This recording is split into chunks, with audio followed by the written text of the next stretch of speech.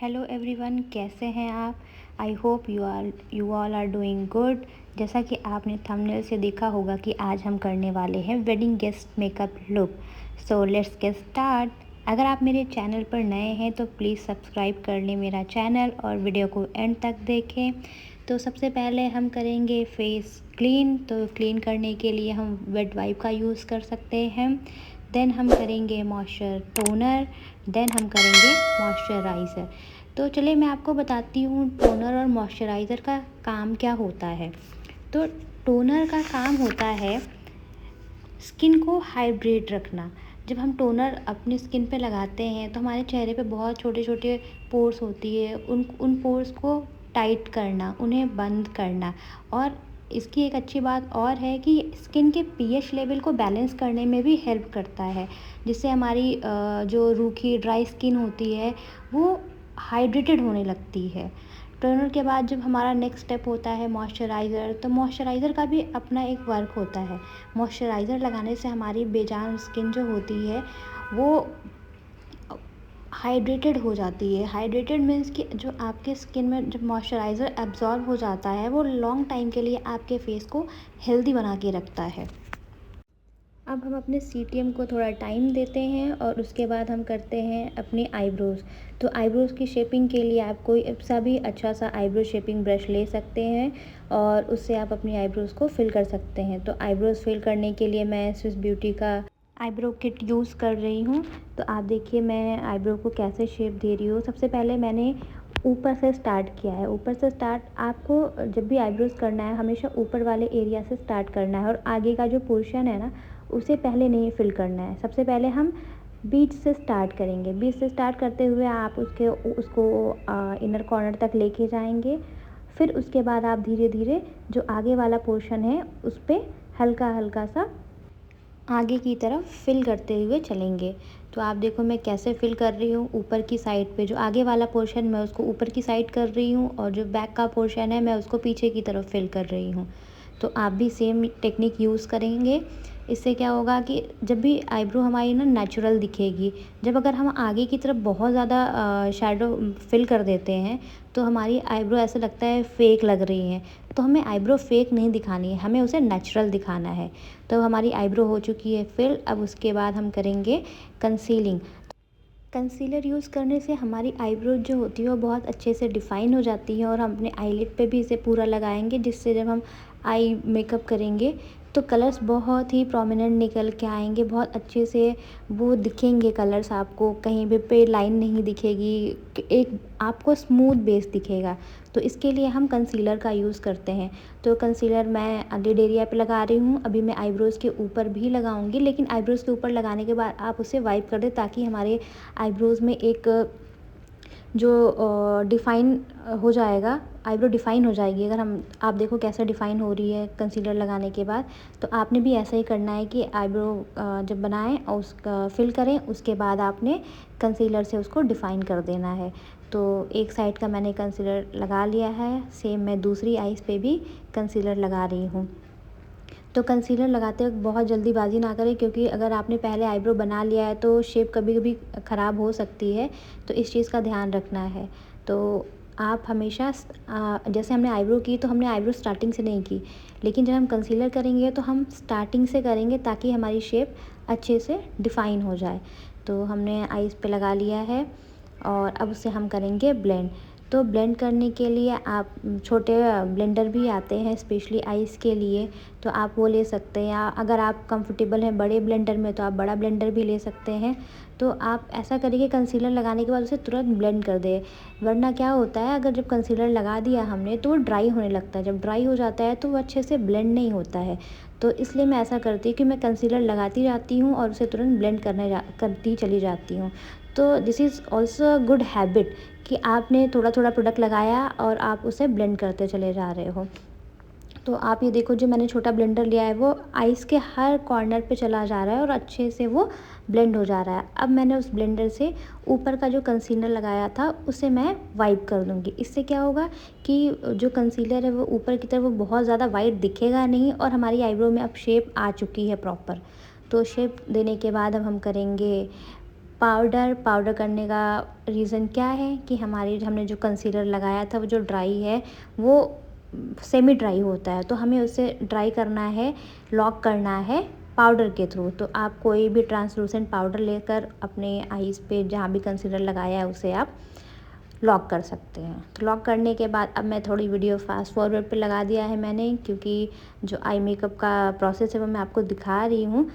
मैं आपको कलर्स बताते चल रही हूँ कि मैंने कौन कौन से कलर पिक किए हैं। तो सबसे पहले हमने ट्रांजिशन कलर के लिए सबसे लाइट ब्राउन का सबसे लाइट कलर उठाया है। तो अगर आपको लाइट कलर में आप पिंक कलर पे भी जा सकते हो, ब्राउन कलर पे भी जा सकते हो। तो मैं क्या करती हूँ, मोनोक्रोमैटिक कलर्स पिक करती हूँ। मोनोक्रोमैटिक कलर्स मतलब कि जैसे आपने ब्राउन उठाया, फिर ब्राउन से और लाइट ब्राउन उठाया, फिर उससे कम ब्राउन हल्का कलर उठाया, ब्राउन की फैमिली के ही कलर्स हम पिक करते चले जाएंगे। तो मैंने ट्रांजिशन कलर पे ब्राउन कलर तो अच्छे से उसको ब्लेंड कर दिया है। उसके बाद क्रीज़ लाइन, जहाँ अभी देख रहे हो आप मेरा ब्रश जहाँ जा रहा है उस लाइन को बोलते हैं क्रीज़ लाइन। तो क्रीज़ लाइन क्या होता है, जब हम अपनी आईज़ ओपन करते हैं तो ऊपर की तरफ एक लाइन बनती है, उस लाइन को बोलते हैं क्रीज़ लाइन। अब आप देखो मैंने क्रीज़ लाइन पे भी अच्छे से कलर लगा लिया है। अब मैंने उठाया है light maroon colour, maroon colour का भी लाइट कलर, ये ब्राउन से मैच, ब्राउन की फैमिली से भी मैच होता जाता है। ब्राउन एक ऐसा न्यूट्रल कलर है, फैमिली जो ब्राउन कलर फैमिली है वो एकदम न्यूट्रल कलर फैमिली है कि उसके साथ आप किसी कलर से भी प्ले कर सकते हैं। तो मैंने ट्रांजिशन और क्रीज़ एरिया पे ब्राउन किया। अब उसके बाद मैं क्रीज़ से थोड़ा सा नीचे मरून कलर का शेड लगा रही हूँ, और बहुत लाइट मरून कलर का शेड लगा रही हूँ। आपने बहुत डार्क नहीं उठाना है। अगर आपने डार्क उठाया है कलर तो आपको उसे अच्छे से मर्ज करना होगा, क्योंकि मर्ज जब तक आप नहीं करेंगे वो कलर वहाँ पे एक लाइन, हार्श लाइन क्रिएट होगी। तो हमें हार्श लाइन, जब भी हमें मेकअप करना है, आई मेकअप करना है, हमें हार्श लाइन नहीं दिखानी है, हमें उसके एजेस को एकदम स्मूथ दिखाना है। स्मूथ कैसे दिखेगा, जब तक आप अच्छे से ब्लेंडिंग नहीं करोगे। तो मैंने अपने क्लाइंट के आईज़ पे अच्छे से कलर ब्लेंड कर लिया है। अब मैं आउटर कॉर्नर पे ब्लैक कलर पुट कर रही हूँ। ब्लैक कलर पुट करने से क्या होता है कि जब आपकी जो आईज़ है ना वो हल्का सा स्मोकी का भी टच देती है, और आउटर कॉर्नर जो होता है वो बड़ा इंटेंस लुक आता है उसका। तो अब हमने ब्लैक कलर को भी लिया और उसे हम लिड के मिडल पार्ट तक लेके जा रहे हैं, ऊपर की तरफ से भी और नीचे की तरफ से। ये ना दिखे कि हमने बहुत ब्लैक यूज़ किया है। जो मरून पे अगर आप ब्लैक लगाओगे ना तो लास्ट जो आउटर कॉर्नर है वो एकदम डार्क दिखेगा, तो जो बहुत अच्छा लगता है। तो आपने कलर भी जब पिक करते हो कि आपको समझ में नहीं आता है कि हम स्टार्टिंग में क्या लगाएं, इनर कॉर्नर पे कौन सा कलर, कैसा कलर होना चाहिए, डार्क होना चाहिए, लाइट होना चाहिए। तो सबसे पहले जो आउटर कॉर्नर होता है वहाँ पे हम डार्क कलर लगाते हैं, लिड एरिया पे उससे कम, और जो इनर कॉर्नर होता है वहाँ सबसे लाइट कलर होता है। तो मैंने अब अपना ब्लेंडिंग कर लिया है। ब्लेंडिंग के बाद मैं अब लगा रही हूँ शिमर। तो मैंने ग्रे कलर का शिमर लगाया हुआ है। अब आप देखो कि आइज़ कितनी बड़ी लगने लगी हैं। जैसे ही मैंने आउटर कॉर्नर पे ब्लैक फिल किया, ब्लेंड किया कलर, वो आइज़ बड़ी लगने लगी। अब हमने क्या किया, शिमर लगाया। शिमर कैसे लगाते हैं, आप ब्रश से भी लगा सकते हैं, आप हाथों से भी पिक करके लगा सकते हैं, जिसमें आप कंफर्टेबल हो। फिंगर टिप से क्या होता है, एक बार में जो शिमर होता है वो अच्छे से पिक होता है, ब्रश से आपको बार बार यूज़ करना पड़ता है। अब हमने ब्रश से लगा लिया है शिमर। अब शिमर के बाद हमने अपने आउटर कॉर्नर को थोड़ा और इंटेंस करना है, तो मैंने हल्का सा और ब्लैक कलर का टच दे दिया वहाँ पे। उससे क्या होगा कि अब वो कलर प्रोमिनेंट होके निकल के दिखेगा। अब देखो आप, अब आपने जब मेकअप कर रहे हो ना तो आपको ना शीशे में देखते हुए जाना है कि हाँ दोनों साइड इक्वल है कि नहीं। स्पेशली उनके लिए जो अभी प्रैक्टिस करना शुरू कर रहे हैं, जिनको भी जो भी मेकअप सीख रहे हैं, जिनका मेकअप में हाथ सेट है, उनके लिए तो वो बिना शीशा देखे ही कर सकते हैं। तो आपने बीच बीच में चेक करते रहना है कि आपने जो आई मेकअप दोनों साइड का किया है वो इक्वल है या नहीं। देन उसके बाद हमारा अगला पार्ट है प्राइमर। तो प्राइमर क्या यूज़ होता है, क्यों लगाते हैं। तो प्राइमर का यूज़ ये होता है कि जब हमने टोनर तो हमने लगा लिया, बट टोनर से भी पोर्स मिनिमाइज़ होते हैं, बट प्राइमर जो है वो उसे इंस्टेंट मिनिमाइज़ कर देता है आपके पोर्स को। तो इसी वजह से हम क्या करते हैं, प्राइमर लगाते हैं। तो मैंने पूरे फेस पे प्राइमर लगा लिया है, क्योंकि सीटीएम के बाद आपको कुछ गैप करके फिर प्राइमर लगाना होता है। तो इसके लिए मैं क्या करती हूँ, मैंने सीटीएम कर लिया है, उसके बाद आई मेकअप कर लेती हूँ, तब तक हमारा जो सीटीएम वो अच्छे से हमारे स्किन में एब्जॉर्ब हो जाता है। देन हम प्राइमर लगाते हैं, इसलिए प्राइमर को हमें बीच में थोड़ा टाइम मिल जाता है। अब मैंने मैं आईज़ बीच बीच में करती चल रही हूँ, एक साथ नहीं कर रही हूँ। तो अब मैंने आईज़ पे लगाया है रिकोड का काजल, और रिकोड का काजल मुझे बहुत ही पसंद आया, क्योंकि वो बहुत ही इंटेंस लुक देता है और अच्छे से स्किन पे अप्लाई हो जाता है। तो मैंने उसको पहले एक स्मजिंग ब्रश से स्मज कर लिया। अब उसके ऊपर मैं लगा रही हूँ फॉरएवर 52 का जेल लाइनर। तो मैं बहुत ज़्यादा विंग नहीं निकालूंगी, लाइट विंग ही निकालूंगी, क्योंकि ये पार्टी मेकअप लुक है। तो आप बहुत ज़्यादा, जिसको विंग बहुत अच्छा लगता है वो निकाल सकते हैं, जिनको नहीं अच्छा लगता वो कम भी विंग निकाल सकते हैं। अब या आप काजल को स्मज कर सकते हैं, तो स्मज से भी आँखों में एक अच्छा लुक आता है, आईज अच्छी लगती हैं, अट्रैक्टिव लगती हैं। तो मेरा आईलाइनर भी ऑलमोस्ट कंप्लीट हो चुका है एक आईज़ का। तो आप देखो कैसे, जब भी आपने आईलाइनर लगाना है उसे हल्के हाथों से लगाना है, स्पेशली आउटर कॉर्नर पे। आप जब उसे ऊपर की तरफ ले जाएं तो हाथ एकदम लाइट रखें। तो आप देखो, मैं चेक कर रही दोनों साइड के लाइनर ठीक है या नहीं है। तो मुझे थोड़ा सा कम लगा, तो मैंने उसे हल्का सा और ऊपर की तरफ बढ़ा दिया। दोनों आईज़ का लाइनर मैच करना चाहिए, दैट्स वाई मैं उसे थोड़ा सा और आगे की तरफ बढ़ा रही हूँ। तो आप भी सेम कर सकते हैं। और जिन्हें विंग लगाना नहीं आता है, प्लीज़ आप प्रैक्टिस ज़रूर करें विंग लाइनर की। ट्यूटोरियल्स देखें, वीडियोस देखें, जो भी करें, बट उसको प्रैक्टिस ज़रूर करें। तो मैंने अपना आई का जो लाइनर है वो कंप्लीट कर लिया है। अब इसके बाद मैं फ़ेस वाइप कर रही हूँ। फ़ेस वाइप क्यों कर रही हूँ? क्योंकि जब हमने शिमर लगाया था ना, तो वो नीचे फॉल आउट हो जाता है। तो उस फॉल आउट को हटाने के लिए हम उसे वाइप करते हैं। तो आप वेट वाइप यूज़ कर सकते हैं, या आप जिसमें कंफर्टेबल हो वो यूज़ करके आपको शिमर जो नीचे फॉल आउट हुआ उसको हटाना है। इसके बाद मैं ऑरेंज कंसीलर यूज़ कर रही हूँ। और कंसीलर में बहुत ज़्यादा ऑरेंज नहीं यूज़ कर रही हूँ, क्योंकि मेरी जो क्लाइंट है उनके फेस के नीचे बहुत ज़्यादा डार्क सर्कल्स नहीं है या पिगमेंटेशन नहीं है, इस वजह से मैं लाइट यूज़ कर रही हूँ। हाँ, माउथ एरिया पे मुझे थोड़ा लग रहा था, तो मैं लाइट ही उन्हें कंसीलर लगा रही हूँ, वो भी ऑरेंज कंसीलर। आप चाहे तो ऑरेंज की जगह येलो कंसीलर भी, ऑरेंज और जो येलो कंसीलर होता है उसे मिक्स करके भी लगा सकते हैं, उसके कलर को डार्क कम या ज़्यादा भी कर सकते हैं। तो मैंने अभी माउथ एरिया पे लगा लिया, अब उसे मैं ब्लेंड करती जा रही हूँ। आपको मैंने पहले ही बताया था कि जब मैं कोई भी प्रोडक्ट फेस पे लगाती हूँ ना, तो मैं उसे तुरंत ब्लेंड करती चली जाती हूँ। उससे क्या होता है कि वो ड्राई नहीं होता है और अच्छे से अप्लाई हो जाता है फेस पे। तो आप देखो, मैंने एक ट्रायंगल ब्लेंडर लिया हुआ है, उससे मैं प्रोडक्ट अप्लाई कर रही हूँ, और बड़े ब्यूटी ब्लेंडर से मैं उसको ब्लेंड करती चल रही हूँ। तो अभी मैंने फॉरएवर 52 का प्रोफेशनल वाला जो फाउंडेशन है वो यूज़ किया है। और मैं पहले इनको स्किन टोन के अकॉर्डिंग इनका जो फाउंडेशन है मैं वो लगाऊंगी, कि इनकी स्किन से मैच हो जाए। और अगर आपने स्किन टोन को एक टोन अप करना है, लाइट करना है, या अगर आपको सेम रखना है तो आप स्किन टोन का ही फाउंडेशन रख सकते हैं।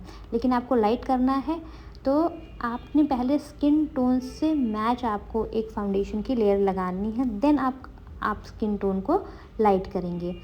तो मैंने ऑल ओवर फेस पे थोड़ा थोड़ा प्रोडक्ट लगाती जा रही हूँ, ब्लेंड करती चली जा रही हूँ। तो आप भी ये टेक्निक ज़रूर यूज़ करें।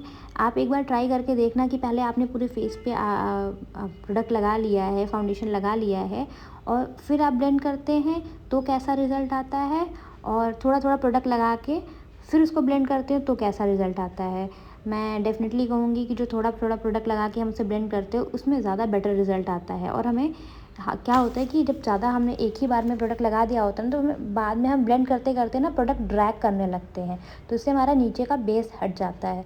तो इस चीज़ से हमें बचना है। तो हर एरिया पे मैं ये ट्रायंगल ब्लेंडर से फाउंडेशन लगा रही हूँ। जो भी प्रोडक्ट है मैं उसे अच्छे से ब्लेंडर से स्प्रेड कर रही हूँ। तो मैंने चिन एरिया पे भी लगा दिया, और जो नेक है वो नेक को भी कवर करना है।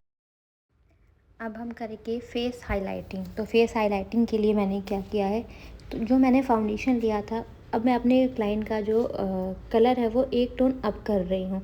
तो अप करने के लिए मैं फेस हाइलाइटिंग करूँगी। मैं पूरे फेस पे अभी अप्लाई नहीं कर रही हूँ, मैं थोड़ा थोड़ा प्रोडक्ट जो इनकी टोन से एक टोन अप लिया है उससे मैं इनके चिक और जॉ लाइन पे प्रोडक्ट लगा रही हूँ और उसे ब्लेंड करती चली जाऊँगी। तो ये आप देखो मैं एरिया कौन कौन सा कवर कर रही हूँ कि जॉ लाइन से स्टार्ट किया है और दूसरे जॉ लाइन तक ये पूरा नीचे का एरिया मैंने ब्लेंड कर लिया है अच्छे से। इससे क्या होगा कि आपका ये वाला एरिया ना, जब आप ऊपर ब्लश लगाएंगे, कॉन्टूर करेंगे, तो ये नीचे वाला पार्ट हाईलाइट होगा। और आपको माउथ एरिया भी कवर करना है, ऐसा नहीं कि आपने माउथ एरिया नहीं, क्योंकि वहाँ पे ब्लश तो लगता नहीं है, तो वो चीज़ आप जो आपने पहले बेस लगाया है वो वही बेस दिखेगा। इसी वजह से आपको माउथ एरिया पे भी हाईलाइट करना है। तो हाईलाइटिंग के पार्ट कौन कौन से हो गए, आपको फोरहेड पे हाईलाइटिंग करनी है, अंडर आइज़ हाईलाइटिंग करनी है, नोज़ पे और माउथ के ऊपर यूज़ करना है। तो ये सारी चीज़ें जो हैं, आपकी छोटी छोटी चीज़ें जो है ना, आपके मेकअप को बहुत फ्लॉलेस दिखाती हैं। तो आप देखो मैं थोड़ा सा ऊपर लेके जा रही हूँ, क्योंकि मुझे लग रहा है कि आज मैं आपको दिखाऊंगी। आज मैं लिक्विड ब्लश यूज़ करने वाली हूँ। इससे पहले मैंने अपनी जितनी वीडियो दिखाई है मैंने पाउडर ब्लश यूज़ किया है, तो आज मैं लिक्विड ब्लश यूज़ करने वाली हूँ। इस वजह से मैं उस प्रोडक्ट को, फाउंडेशन को थोड़ा सा ऊपर तक लेके जा रही हूँ। तो हमारी हाइलाइटिंग वाली ब्लेंडिंग ऑलमोस्ट कंप्लीट हो चुकी है। तो आप देखो एक साइड का भी कंप्लीट हो गया। अब मैं नोज़ एरिया को हाईलाइट कर रही हूँ। तो नोज़ एरिया भी हाईलाइट करना बहुत ज़रूरी है, क्योंकि जब तक आपका हाईलाइटिंग कहाँ होता है, आपके हाई पॉइंट से। तो हाई पॉइंट में क्या है, जो सबसे ऊंचा पार्ट है आपकी नोज़, तो वो सबसे पहले आपके फेस पे दिखता है नोज़। तो नोज़ को भी हाईलाइटिंग करना बहुत ज़रूरी है। ये आप एक रूल समझ लो या कुछ भी समझ लो मेकअप का, लेकिन आपने हाईलाइटिंग ज़रूर करनी है, स्पेशली नोज़ पे। तो नोज़ पे आपने हाईलाइटिंग कर ली। उसके बाद हमारा जो नेक्स्ट है वो हमारा फोरहेड है। तो फोरहेड पे भी मैं प्रोडक्ट अप्लाई करती चली जा रही हूँ और उसे ब्लेंड करूँगी। और ये जो छोटू सा मैंने ब्यूटी ब्लेंडर ट्रायंगल वाला ख़रीदा है ना, ये मैंने 250 में आई थिंक ख़रीदा था, और ये 6 का पेयर, 6 नहीं आई थिंक 8 का पेयर आया था। तो ये बहुत ही अच्छा है, आप भी बाई कर सकते हो अगर आपके बजट में है तो। अब मैंने आपको बोला था आज मैं लिक्विड ब्लश यूज़ करूँगी, तो मैंने जो ब्लश यूज़ किया है वो O2O का ब्लश है, और मैंने इसे फ्लिपकार्ट से ऑनलाइन परचेज़ किया। आप चाहे तो स्टोर से भी कर सकते हैं। ये तो रही अब परचेज़ करने की बात कि आप किस में ज़्यादा कंफर्टेबल है, या आप तो इस हिसाब से आप परचेज़ करें। तो अब बताती हूँ ब्लश लगाना कैसे है। तो सबसे पहले ब्लश को आपने एक स्पैचुला पैलेट पे निकाल लेना है। निकालने के बाद उस ब्लश को ब्रश से मिक्स करना है। मिक्स करने के बाद आपको ब्रश से ही अपने फेस पे लगाना है। लेकिन आप जब भी लगाएं तो आगे की तरफ से ना लगाएं, आप अपने जहाँ से आपके हेयर वाला पोर्शन है ना, उस साइड, पीछे साइड से स्टार्ट करें और फिर उसको आगे की तरफ लेके आएँ। इससे क्या होता है कि जो जितना अगर ज़्यादा प्रोडक्ट है तो पीछे की तरफ हो जाएगा, आपके चिक्स पे आगे ज़्यादा नहीं आएगा। तो मैंने भी इसी तरीके से लगाना सीखा था, और मेरा हाथ सेट हो चुका है, तो मुझे पता है कि कहाँ पे कम लगाना है, कहाँ पे ज़्यादा लगाना है। तो अभी देखो, ये आप जब ब्लश लगाते हो ना, तब आपको बहुत ज़्यादा लगता है कि मैंने बहुत ज़्यादा लगा लिया, बट जो ब्लश है ना, वो जैसे जैसे टाइम होता जाएगा, ब्लश ना आपके स्किन में एब्जॉर्ब होता जाएगा, तो वो ब्लश कम लगने लगता है। तो जब अगर आप लगा रहे हो, सोचते हो बहुत ज़्यादा हो गया है, तो इट्स ओके, कोई प्रॉब्लम नहीं, वो धीरे धीरे ब्लश कम हो जाएगा। तो ये बात आप अपने क्लाइंट को बता दें, वरना अगर आपने ज़्यादा ब्लश लगा लिया तो वो देख कर डर जाता है कि इसने मुझे कितना सारा ब्लश लगा दिया और कितना रेड रेड मेरा चीक लग रहा है। तो ब्लश ऑलमोस्ट कंप्लीट हो चुका है। और उसके बाद हम कर रहे हैं हाइलाइटिंग।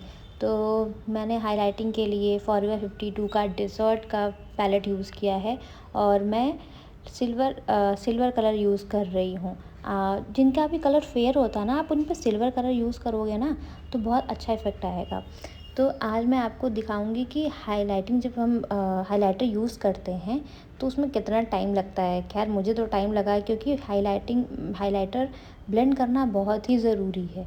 ब्लेंड करने से क्या होता है कि वो स्किन में एब्जॉर्ब हो जाता है, मर्ज हो जाता है। अगर आप मर्ज नहीं करोगे ना, ये देखो कितना शाइनिंग लग रहा है। तो अगर आप मर्ज नहीं करोगे ना, तो ऐसा लगेगा प्रोडक्ट आपने एक जगह बस रख दिया है।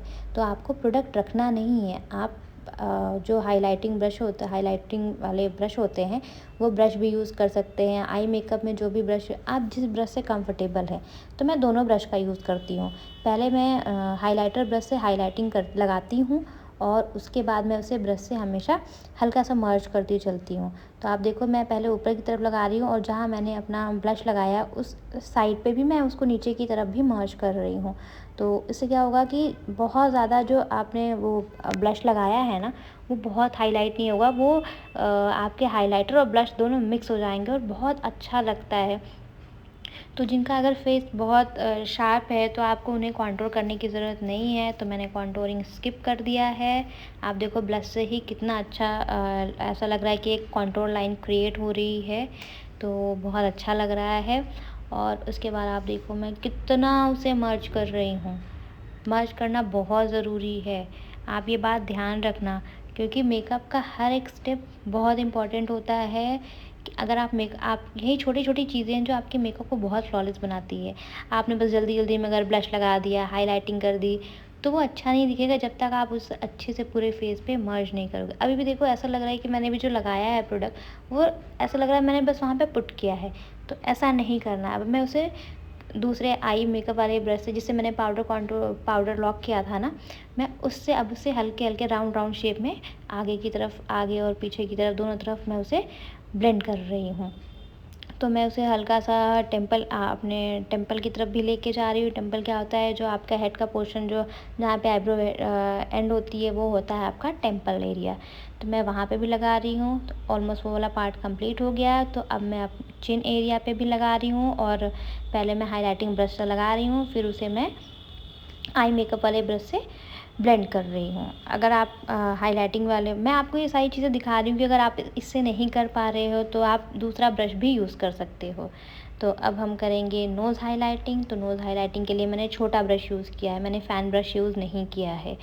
उससे क्या होता है कि आप एरिया के जैसा आपके फेस का एरिया है ना, उस एरिया के अकॉर्डिंग आप ब्रश यूज़ कर सकते हैं। ज़रूरी नहीं है कि आपने हाइलाइटिंग जब करनी है तो वो फ़ैन ब्रश से ही करना है, ऐसा नहीं है। आप जिस ब्रश में कंफर्टेबल, बस शर्त एक ही है कि आपकी जितनी भी प्रोडक्ट आपने लगाया है वो ब्लेंडेड दिखना चाहिए। तो आप देखो मैं नोज़ के टिप पे भी हल्का-हल्का हाइलाइटिंग कर रही हूँ और क्यूपिड एरिया पे भी कर रही हूँ। लिप्स के ऊपर भी जहाँ लिप लाइनर लगाते हैं उस एरिया पे भी मैं उसे हल्के से हाइलाइट कर रही हूँ। बहुत ज़्यादा नहीं करना, बट ऐसा हाँ हाइलाइटिंग दिखे वहाँ हमारी। तो जब आप पूरा मेकअप कंप्लीट हो जाएगा ना, तो बहुत अच्छा शाइन आता है फेस पे। तो मुझे जहाँ-जहाँ लग रहा है मुझे थोड़ा-थोड़ा ब्लेंडिंग करनी चाहिए, मैं करती जा रही हूँ। तो आप भी ये सारी चीज़ें देखें और सीखें। सीखने के लिए सबसे ज़रूरी है प्रैक्टिस। तो आपने ये देखना है और प्रैक्टिस करना है। ज़रूरी नहीं कि आपके पास कोई हो तभी आप मेकअप करोगे। आप खुद के ऊपर भी ट्राई करो। आप अपने ऊपर भी एक्सपेरिमेंट करो कि आपके ऊपर कैसा मेकअप अच्छा लगता है। पहले मुझे लगता था कि मेरे फेस पे मेकअप नहीं अच्छा लगता है। फिर धीरे-धीरे जब मैंने मेकअप सीखा और खुद के ऊपर किया, तो मुझे पता चला कि पहले मैं बहुत जो भी मेकअप लगाती थी तो शायद गलत वे में लगाती थी। मुझे पता नहीं थी कि कौन सी चीज़ कहाँ लगानी है। इस वज़ह से मुझे वो मेकअप अच्छा नहीं लगता था। अब मुझे मेकअप की नॉलेज है, अब मैं बहुत अच्छा मेकअप कर लेती हूँ। तो मुझे मेकअप करना बड़ा ही अच्छा लगता है। मैं कहीं भी बाहर जाती हूँ, मैं थोड़ा-सा हल्का-सा लाइट मेकअप तो ज़रूर करके जाती हूँ। तो आपने भी मेकअप देखना है, सीखना है, फिर उसकी प्रैक्टिस करनी है। तो प्रैक्टिस के लिए आपको नॉलेज होनी चाहिए कि कौन सी चीज़ कब लगाते हैं, कैसे लगाते हैं, क्या प्रोडक्ट होते हैं। तो आपने प्रोडक्ट के बारे में भी नॉलेज रखना है कि आप अपने क्लाइंट के फेस पे क्या लगा रहे हो। और जो प्रोडक्ट होते हैं ना, वो ऑयली, ड्राई और नॉर्मल स्किन के अकॉर्डिंग होते हैं। तो अभी आप देखो जो मैं हाइलाइटर मैंने यूज़ किया था, वो प्रेस्ड वाले हाइलाइटर थे। आप चाहे तो लिक्विड वाले भी लगा सकते हैं और स्टिक वाले भी लगा सकते हैं। तो हमारा आई मेकअप पूरा कंप्लीट नहीं हुआ है, क्योंकि अभी जो लोअर लाइन पे हमें लगाना था प्रोडक्ट, वो अभी भी लगाया नहीं है। तो अब मैं धीरे-धीरे ब्राउन और ब्लैक कलर मिक्स करके ड्रॉप शैडो लगा रही हूँ। तो ड्रॉप शैडो लगाना बिल्कुल ना भूलें। ड्रॉप शैडो किसे बोलते हैं, जब हम अपनी लोअर लाइन पे, आईज़ की लोअर लैश लाइन पे जब हम नीचे की तरफ कुछ मर्जिंग वाले ब्रश से मर्ज करते हैं या वहाँ पे शैडो लगाते हैं, तो उसे ड्रॉप शैडो बोलते हैं। क्यों? क्योंकि वो नीचे की तरफ लगता है, इस वजह से हम उसे ड्रॉप शैडो बोलते हैं। तो आपको अपने जहाँ काजल फिल करते हैं वहाँ नहीं लगाना है, उससे नीचे वाले एरिया पे लगाना है। आप चाहे तो काजल भी लगा के फिर उसको स्मज ब्रश से स्मज कर सकते हैं, तो वो भी अच्छा लुक आता है। आप चाहे तो अपने हिसाब से कोई कलर आपको पुट करना है तो वो भी डाल सकते हैं, तो इससे आईज़ ना बड़ी अट्रैक्टिव लगती हैं। तो मैंने पहले ब्लैक और ब्राउन मिक्स किया था, अब उसके बाद में मैं लाइट पर्पल कलर उसमें मिक्स कर रही हूँ। तो लाइट पर्पल कलर से भी बड़ा अच्छा इफ़ेक्ट आता है और आपका आईज़ बहुत अट्रैक्टिव लगता है। तो मैं धीरे धीरे ये देखो लगाती जा रही हूँ, दोनों आपको दोनों साइड इक्वल करना है। और ये डरना नहीं है कि ड्रॉप शेडो बहुत ज़्यादा हो जाएगा, ऐसा नहीं है, वो थोड़ी देर बाद वो एब्जॉर्ब हो जाता है। तो जहाँ जहाँ लाइट लाइट लगा रहता है ना, वो स्किन में एब्जॉर्ब हो जाता है और वो बाद में दिखना बंद हो जाता है। तो बाकी जब भी लगा रहे, देखो मैंने डस्ट ऑफ किया, तो मैं आपको बताना भूल गई कि डस्ट ऑफ करना बहुत ज़रूरी है। आपने प्रोडक्ट उठाया और डायरेक्ट स्किन पे अप्लाई नहीं करना है उसे, आपने उसको डस्ट ऑफ करना है। तो हमारा आई मेकअप ऑलमोस्ट हो चुका है कंप्लीट। अब हमें बस लगानी है लैशेस। तो लैशेस के पहले हम करेंगे लिप लाइनर।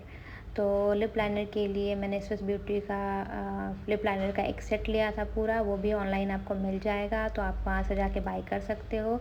तो लिप लाइनिंग के लिए आपने लिप की जो शेप है ना, उसी शेप में रखना है। अगर आपको लिप्स छोटे दिखाने हैं तो जो लिप लाइनर है उसे थोड़ा नीचे से, लिप लाइनर लाइन जो है ना उसे थोड़ा नीचे करें, और बड़ा दिखाना है तो हल्का सा ऊपर करें। तो लिपस्टिक वाला पार्ट मेरे से मैं उसको रिकॉर्ड करना भूल गई, तो वो वाला पार्ट स्किप हो गया है। अब हम करेंगे अपने क्लाइंट का आई लैशेज़। तो आई लैशेज़ लगाने के लिए मैंने प्रो आर्ट का ग्लू यूज़ किया है, और जो मैं लैशेज़ लगा रही हूँ वो मिंक लैशेज़ लगा रही हूँ। तो मिंक लैशेज़ थोड़ी कॉस्टली होती हैं एज़ कम्पेयर टू जो नॉर्मल लैशेज़ लगाते हैं। तो मिंक लैशेज़ से बड़ा नेचुरल आपकी लैशेज़ लगने लगती हैं। तो अब मैं अपनी जितनी भी क्लाइंट है ना, मैं उनके ऊपर ना मिंक लैशेज़ लगाती हूँ। तो ये आपकी अपनी क्लाइंट से उनकी चॉइस ज़रूर पूछ लें कि कौन सी लैश लगानी है उनको, मिंक लैश या नॉर्मल लेंस। तो ये उनके ऊपर डिपेंड करता है। तो कैसा लगा मेरा फाइनल लुक, प्लीज़ कमेंट करके